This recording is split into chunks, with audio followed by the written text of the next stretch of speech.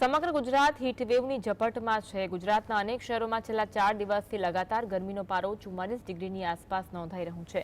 ગુજરાતમાં રાત્રિનું તાપમાન પણ ઊંચે નોંધાઈ રહ્યું છે।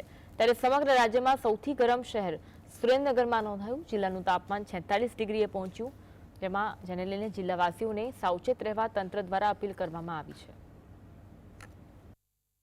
પાણીથી થોડું ટેમ્પરેચર લો થાય છે। આપણે જોવા મળે છે કે જ્યારે બારે તડકાના અને ઘરની અંદર રહીએ છીએ ત્યારે આપણા શરીરનું ટેમ્પરેચર મેન્ટેન થતું જોવા મળી રહ્યું છે।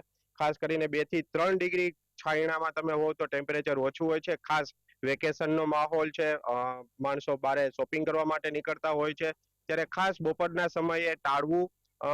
તેમ છતાં પણ જવાનું થતું હોય તો આપણું શરીરને પ્રોટેક્શન સાથે નીકળવું, જેમ કે ચશ્મા, ટોપી, છત્રી, છાણો, પાણીની બોટલ, લીંબુ શરબત, વરિયાળીના શરબત, ઘરગથ્થુ જે કોઈ શરબત મળતા હોય છે પીવાનો આગ્રહ રાખ।